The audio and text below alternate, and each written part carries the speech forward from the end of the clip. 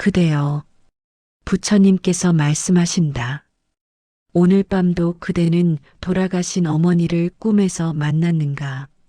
3년 전 세상을 떠난 남편이 꿈속에 나타나 그대의 손을 잡았는가? 그리고 그대는 잠에서 깨어나 눈물을 흘렸는가? 부처님께서는 이것이 그저 그리움 때문만은 아니라고 하셨다. 죽은 이가 꿈에 나타나는 데는 분명한 이유가 있다.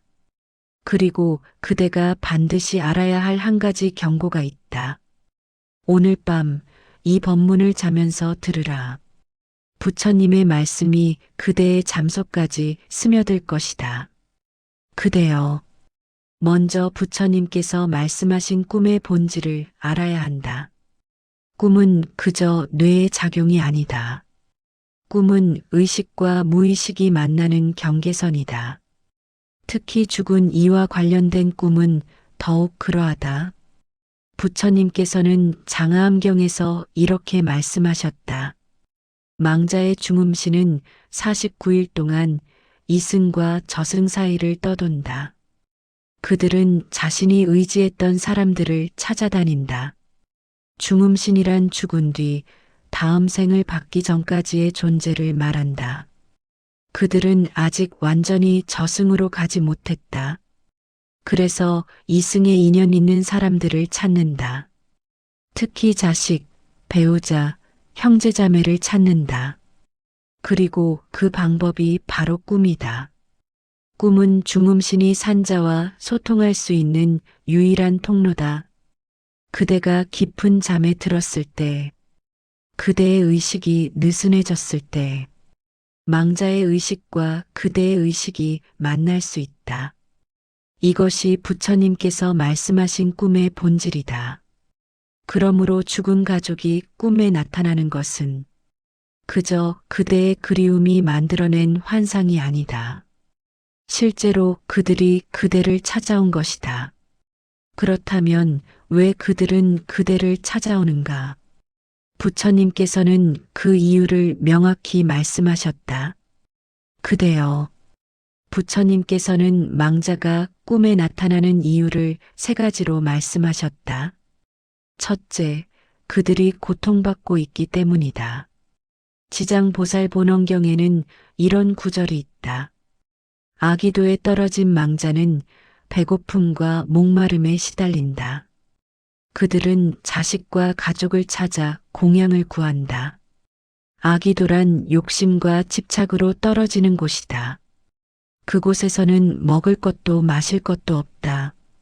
목구멍은 바늘구멍처럼 좁고 배는 산처럼 크다. 음식을 보면 불로 변하고 물을 보면 피로 변한다. 이런 고통 속에서 망자는 생전에 의지했던 가족을 찾는다. 서울에 사는 한 여인의 이야기다. 그녀의 시어머니가 돌아가신 지 석 달이 지났다. 어느 날 밤 꿈에 시어머니가 나타났다. 얼굴이 말라비틀어지고 옷은 누더기였다. 며느리야, 나는 배가 고프다. 제발 밥 한 그릇만 올려다오. 여인은 잠에서 깨어 울었다. 다음 날 절에 가서 49제를 올렸다. 그날 밤부터 시어머니는 더 이상 꿈에 나타나지 않았다. 제를 올리자 고통에서 벗어난 것이다. 또 다른 사례가 있다. 경상도의 한 노인이 아들 꿈에 매일 나타났다. 아버지는 생전에 술을 좋아했다. 그런데 꿈속에서 계속 물을 달라고 했다. 목이 마르다 물 한 모금만. 아들은 영문을 모르다가 스님께 물었다. 스님은 이렇게 말했다. 술을 좋아한 이는 아기도에서 갈증에 시달립니다. 시아천을 올려 목마름을 해소해 드려야 합니다. 아들이 절에서 물 공양을 올렸다. 그 뒤로 아버지는 평온한 얼굴로 꿈에 나타났다. 이제 갈증이 사라졌구나. 고맙다. 이것이 망자가 꿈에 나타나는 첫 번째 이유다. 둘째, 그들이 미련을 버리지 못했기 때문이다. 부처님께서는 법구경에서 말씀하셨다. 집착은 이승과 저승을 묶는 사슬이 된다.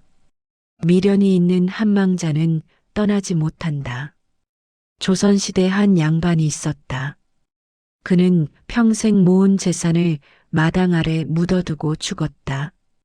아들에게 알려주지 못한 채 급작스럽게 세상을 떠났다. 그 뒤로 아들의 꿈에 매일 나타났다. 마당 동쪽 모퉁이를 파보거라. 아들이 처음에는 믿지 않았다. 그러나 한 달 동안 같은 꿈을 꾸자 마침내 파보았다. 그곳에는 정말로 금은보화가 묻혀 있었다. 그날 밤부터 아버지는 더 이상 꿈에 나타나지 않았다. 재물에 대한 미련을 풀었기 때문이다. 부산의 한 어머니 이야기도 있다. 그녀는 어린 딸을 두고 세상을 떠났다. 딸은 겨우 5살이었다. 그 뒤로 딸이 20살이 될 때까지 어머니는 꿈에 나타났다. 항상 딸을 안아주고 머리를 쓰다듬어 주었다. 딸이 결혼하는 날 밤, 어머니가 마지막으로 꿈에 나타났다. 이제 내가 행복한 모습을 보았구나. 어머니는 이제 마음 놓고 갈 수 있겠다. 그 뒤로 어머니는 다시 나타나지 않았다. 자식에 대한 미련을 비로소 놓았기 때문이다. 셋째, 그들이 경고하기 위해서다. 부처님께서는 부모운 중경에서 말씀하셨다.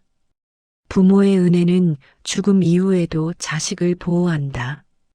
위험이 닥칠 때 조상이 꿈으로 알려준다.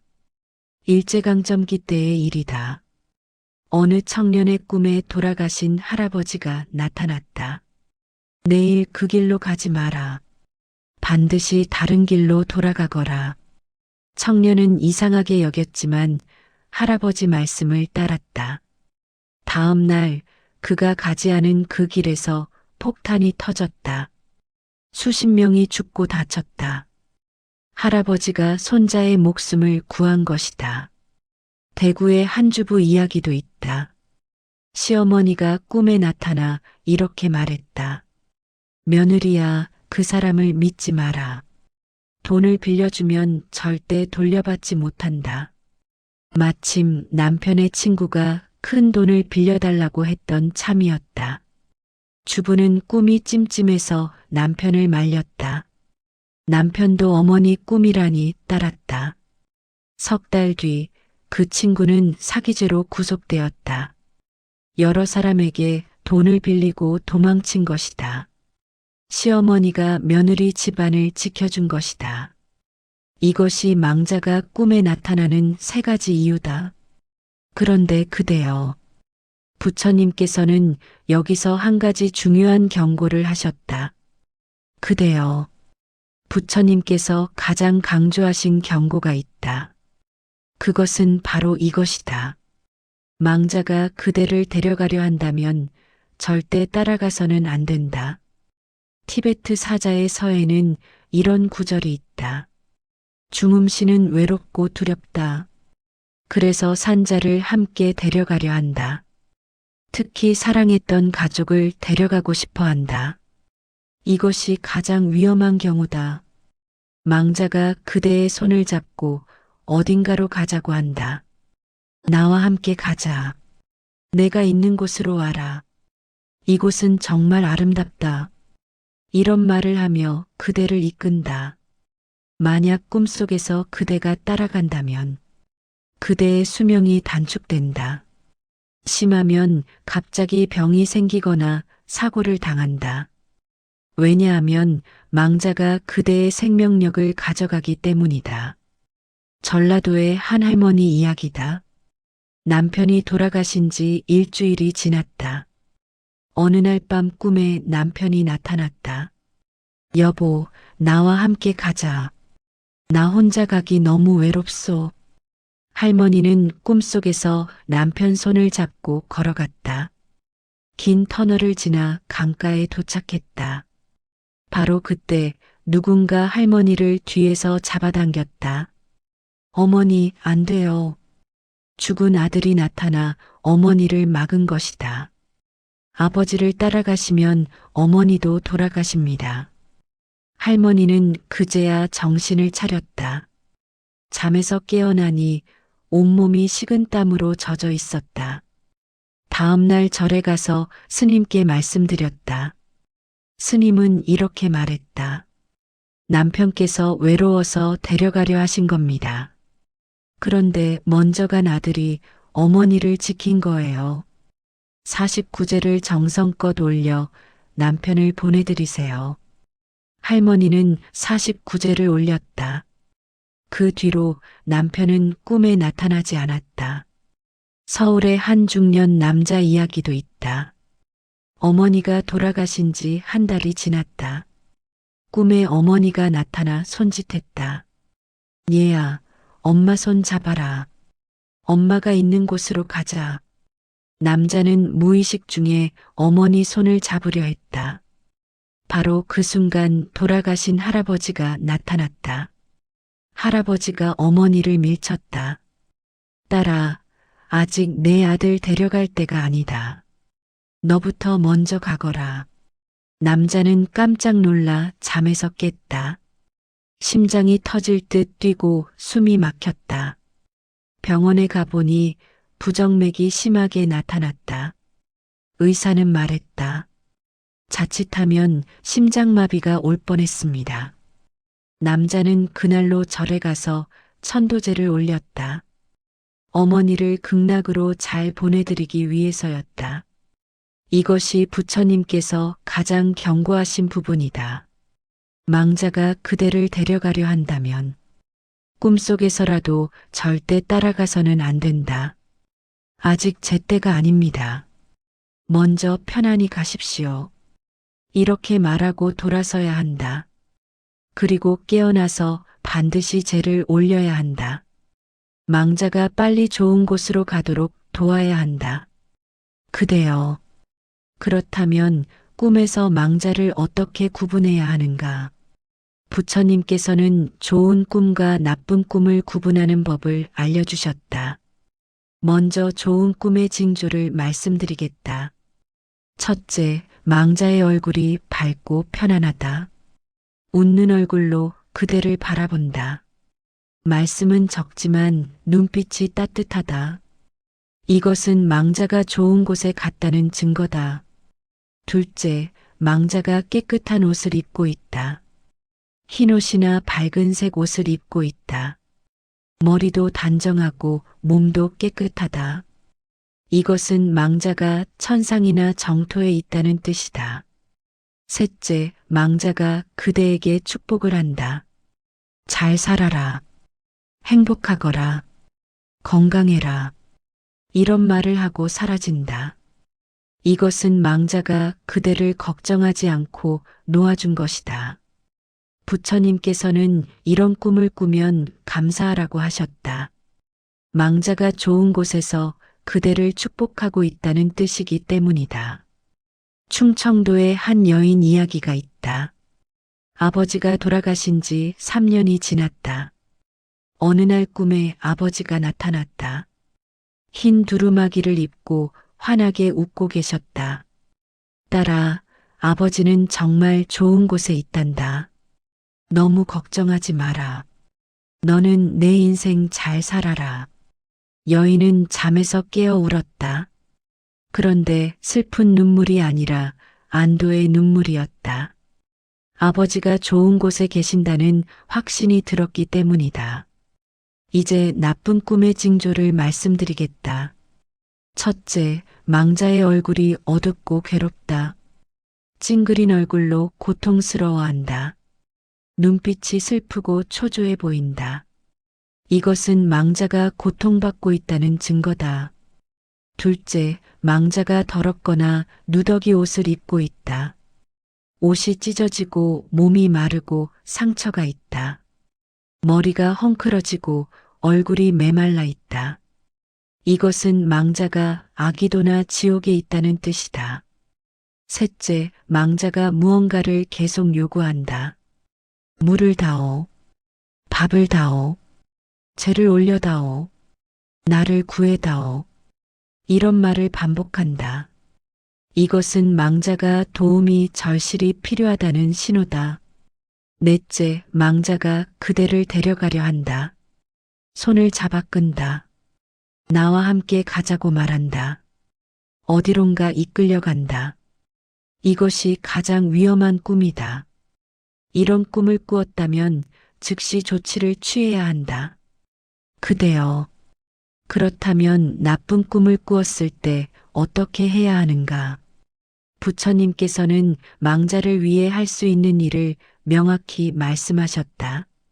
지장보살본원경에는 이런 구절이 있다. 산자가 망자를 위해 공덕을 쌓으면 그 공덕의 7분의 1이 망자에게 간다. 그리고 7분의 6은 산자에게 돌아온다. 그러므로 망자를 위해 공덕을 쌓는 것은 망자도 돕고 그대 자신도 돕는 일이다. 첫째, 절에 가서 제를 올려라. 49제가 가장 중요하다. 49일 동안 매주 제를 올리는 것이다. 만약 49제를 놓쳤다면 100일제를 올려라. 100일제도 놓쳤다면 소상, 대상이라도 올려라. 제를 올릴 때는 정성이 중요하다. 형식만 갖추지 말고 진심으로 망자를 생각하며 올려라. 경기도에 한 며느리 이야기가 있다. 시어머니가 돌아가셨는데 형편이 어려웠다. 큰 절에 가서 비싼 제를 올릴 수가 없었다. 그래서 작은 암자를 찾아갔다. 혼자 사시는 노스님께 사정을 말씀드렸다. 형편이 어려워 큰 제를 올릴 수가 없습니다. 그래도 시어머니를 위해 뭔가 하고 싶습니다. 노스님은 이렇게 말씀하셨다. 마음이 중요하지 돈이 중요한 게 아니란다. 내가 절에 와서 108배를 하고 지장경을 독송하거라. 그것만으로도 큰 공덕이 된다. 며느리는 49일 동안 매일 절에 왔다. 새벽마다 108배를 하고 지장경을 읽었다. 49일째 되는 날 꿈에 시어머니가 나타났다. 밝은 얼굴로 환하게 웃고 계셨다. 며느리야, 내 덕분에 좋은 곳에 왔다. 정말 고맙구나. 이것이 진심의 힘이다. 둘째, 망자 이름으로 보시를 하라. 부처님께서는 우람분경에서 말씀하셨다. 망자를 위해 승려들께 공양하라. 가난한 이들에게 베풀어라. 그 공덕이 망자를 구원한다.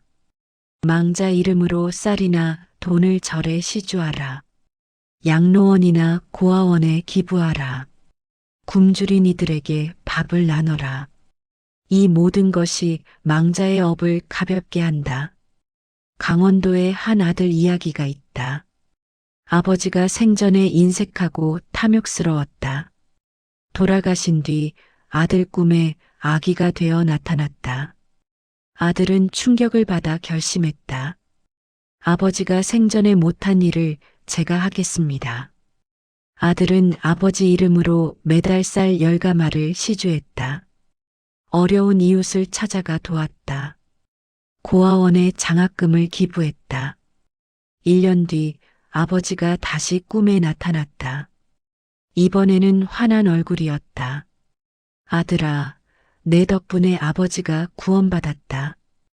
이제 좋은 곳으로 갈 수 있게 되었다. 이것이 보시의 힘이다. 셋째, 망자를 위해 경전을 독송하라. 지장경, 금강경, 아미타경을 읽으라. 하루에 한 번씩 49일 동안 읽으면 좋다. 경전을 읽을 때마다 회양하라. 이 공덕을 님께 돌립니다. 부디 좋은 곳에 왕생하소서. 제주도에 한 딸 이야기가 있다. 어머니가 돌아가신 뒤 매일 꿈에 나타났다. 어머니는 어두운 곳에서 헤매고 있었다. 딸은 스님께 조언을 구했다. 스님은 지장경을 권했다. 매일 한 번씩 읽고 어머니께 회양하십시오.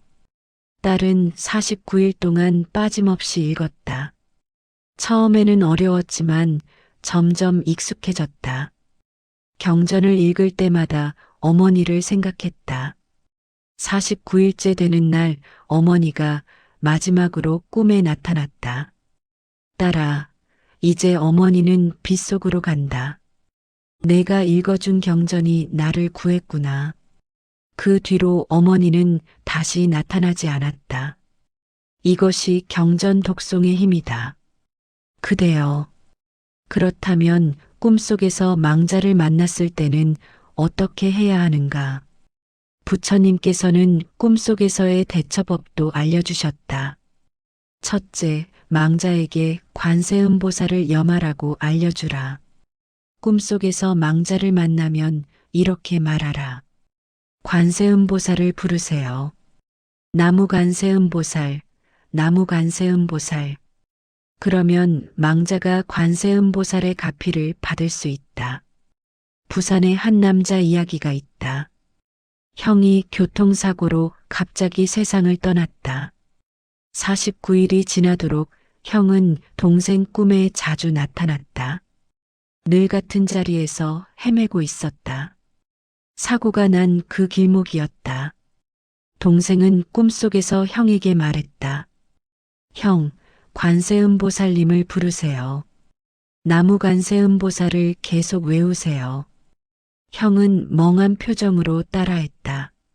나무관세음보살. 다음 날 밤 다시 꿈을 꾸었다. 이번에는 형이 그 자리를 떠나고 있었다. 밝은 빛이 형을 감싸고 있었다. 형이 돌아보며 손을 흔들었다. 동생아, 이제 갈 수 있게 되었어. 관세음보살님이 나를 데리러 오셨어. 이것이 부처님 명호를 염하는 힘이다. 둘째, 망자에게 집착을 놓으라고 말하라. 꿈속에서 망자가 괴로워하면 이렇게 말하라. 이제 모든 것을 놓으세요. 이승에 대한 미련을 버리세요. 편안히 가셔야 합니다. 대구의 한 부인 이야기가 있다. 남편이 사업 실패 후 세상을 떠났다. 남편은 꿈에서 계속 사무실을 찾아다녔다. 서류를 정리해야 해. 빚을 갚아야 해. 회사를 살려야 해. 부인은 꿈속에서 남편에게 말했다. 여보, 이제 그만 놓으세요. 당신이 할 일은 다 끝났어요. 이제 편안히 가세요. 우리 가족은 제가 지킬게요. 남편은 처음에는 머뭇거렸다. 그러나 부인이 여러 번 말하자 고개를 끄덕였다. 그래, 이제 놓아야겠구나. 당신을 믿겠소. 그 뒤로 남편은 꿈에 나타나지 않았다. 이것이 놓아줌의 힘이다. 셋째, 망자가 그대를 데려가려 하면 단호히 거절하라. 아직 제 때가 아닙니다. 저는 아직 이승에서 할 일이 있습니다. 먼저 좋은 곳으로 가십시오. 이렇게 말하고 돌아서라. 그리고 108배라도 하며 회양하라. 님, 부디 극락왕생하소서. 넷째, 잠에서 깨면 즉시 불공을 들여라. 물 한 잔을 떠놓고 절을 올려라. 향을 피우고 경전을 읽어라. 그리고 가능하면 그날로 절에 가라. 망자를 위한 제를 올리거나 시주를 하라. 이것이 꿈속에서 망자를 만났을 때의 대처법이다. 그대여, 부처님께서는 또한 망자를 제대로 보내드리는 법을 말씀하셨다. 아미타경에는 이런 구절이 있다. 극락세계는 고통이 없고 즐거움만 있는 곳. 아미타불을 염하면 누구나 갈 수 있다. 망자가 극락에 가도록 돕는 것. 이것이 산자가 할 수 있는 최고의 효도다.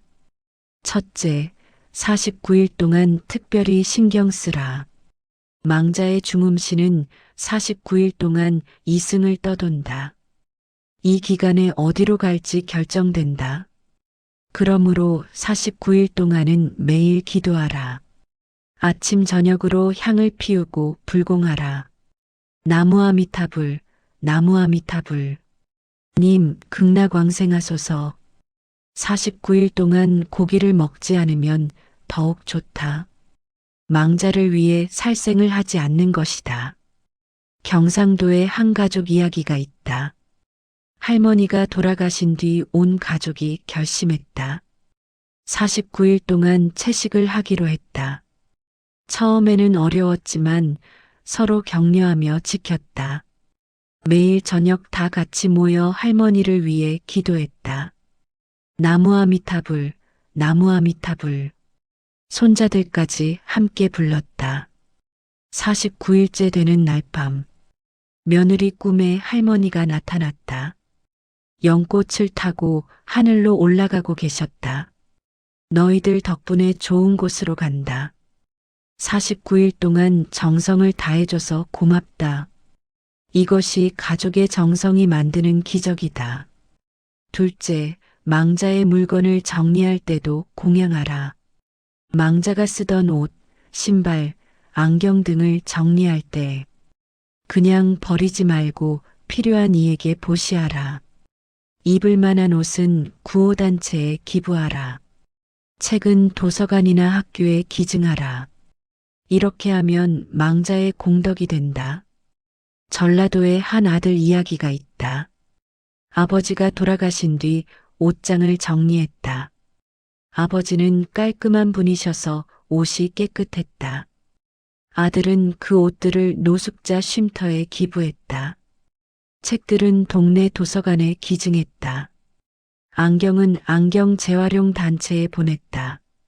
하나하나 정리하며 아버지를 생각했다. 아버지, 이 옷들이 누군가에게 도움이 되길 바랍니다. 그것이 아버지의 공덕이 되길 바랍니다. 그날 밤 아버지가 꿈에 나타났다. 아들아, 잘했다. 내가 나를 위해 좋은 일을 해주었구나. 이것이 물건 하나에도 정성을 담는 것이다. 셋째, 망자를 자주 떠올리되 집착하지 마라. 부처님께서는 법구경에서 말씀하셨다. 사랑하는 이를 기억하되 집착하지 마라. 그것이 산자와 죽은 자 모두를 위한 길이다. 망자를 그리워하는 것은 자연스러운 일이다. 하지만 과도하게 집착하면 망자도 떠나지 못한다. 그대의 슬픔이 망자의 발목을 잡는다. 그러므로 이렇게 생각하라. 사랑하는 님, 편안히 쉬세요. 저는 제 인생을 열심히 살겠습니다. 좋은 곳에서 저를 지켜봐 주세요. 서울에 한 딸 이야기가 있다. 어머니가 돌아가신 뒤 1년 내내 울기만 했다. 매일 어머니 사진 앞에서 통곡했다. 그러자 어머니가 꿈에 나타났다. 어머니는 여전히 집에 머물고 계셨다. 딸 옆을 맴돌며 걱정하고 계셨다. 딸아, 엄마는 걱정이다. 내가 너무 슬퍼하니 엄마도 떠날 수가 없구나. 엄마를 위해서라도 이제 웃어라. 딸은 잠에서 깨어 깨달았다. 자신의 슬픔이 어머니를 붙들고 있었던 것이다. 그날부터 딸은 달라졌다. 울음을 멈추고 일상으로 돌아갔다. 매일 아침 어머니 사진에 인사만 했다. 어머니, 오늘도 좋은 하루 보내세요. 저도 열심히 살게요. 한 달 뒤 어머니가 마지막으로 꿈에 나타났다. 밝은 얼굴로 환하게 웃고 계셨다. 딸아, 이제 엄마는 진짜 갈 수 있겠구나. 잘 살아라, 행복해라. 이것이 진정한 사랑의 방식이다. 그대여, 이제 마지막으로 부처님의 축원을 전하겠다. 죽은 이와 산자는 결국 같은 길을 간다. 누구나 언젠가는 이승을 떠난다. 그러므로 죽음을 두려워하지 마라. 죽음은 끝이 아니라 또 다른 시작이다. 부처님께서는 법화경에서 말씀하셨다. 삶과 죽음은 물결과 같다. 하나의 물결이 사라지면 다음 물결이 일어난다. 그것이 윤회의 본질이다. 그대가 죽은 가족을 꿈에서 만나는 것. 그것은 그들이 아직 그대와 연결되어 있다는 증거다. 사랑은 죽음으로 끝나지 않는다. 어변은 생을 넘어 이어진다. 그러므로 두려워하지 마라. 대신 이렇게 하라. 망자를 위해 기도하고 공덕을 쌓아라. 그들이 좋은 곳으로 가도록 도와라. 동시에 그대 자신의 삶도 소중히 여겨라. 그대가 행복해야 망자도 편안하다. 그대가 잘 살아야 망자도 안심한다. 매일 아침 이렇게 기도하라. 나무아미타불, 나무아미타불. 돌아가신 모든 조상님들께 극락왕생을 기원합니다. 그리고 저도 바른 길을 가겠습니다. 이것이 산자와 죽은 자가 함께 행복해지는 길이다. 서울의 한 보살님 이야기로 마무리하겠다. 그 보살님은 남편과 아들을 모두 잃었다. 남편은 50대에 암으로 떠났고 아들은 30대에 사고로 떠났다. 보살님은 깊은 슬픔에 빠졌다. 절에 가서 스님께 물었다. 스님, 저는 왜 이렇게 고통받아야 합니까? 제가 전생에 무슨 죄를 지었기에 사랑하는 사람들을 모두 잃어야 합니까? 스님은 이렇게 말씀하셨다. 보살님, 고통은 집착에서 옵니다. 사랑하는 이들을 보내드리십시오. 그들이 좋은 곳으로 가도록 기도하십시오. 그리고 보살님 자신도 행복하십시오. 그것이 그들을 위한 최고의 공양입니다. 보살님은 그날부터 매일 절에 나왔다. 새벽마다 108배를 하고 경전을 읽었다. 남편과 아들을 위해 49제를 다시 올렸다. 가난한 이웃을 도왔다. 고아원에 봉사를 나갔다. 1년이 지났다. 어느 날 밤 꿈을 꾸었다. 남편과 아들이 함께 나타났다. 둘 다 환한 얼굴로 웃고 있었다. 여보, 고마워요. 엄마, 감사해요. 당신 덕분에 우리는 좋은 곳에 있어요. 이제 우리 걱정 말고 행복하게 사세요. 보살님은 잠에서 깨어 눈물을 흘렸다. 하지만 슬픈 눈물이 아니었다. 감사의 눈물이었다. 안도의 눈물이었다. 그날부터 보살님은 진짜 웃을 수 있었다. 이것이 부처님께서 보여주신 길이다. 그대여, 오늘 밤 이 법문을 자면서 들으라. 그러면 그대의 꿈이 달라질 것이다. 죽은 이를 만나도 두렵지 않을 것이다. 그들을 위해 무엇을 해야 할지 알 것이다. 그리고 그대 자신도 평안할 것이다. 부처님의 가피가 그대와 그대의 모든 조상에게 함께하길. 나무아미타불, 나무아미타불, 나무아미타불.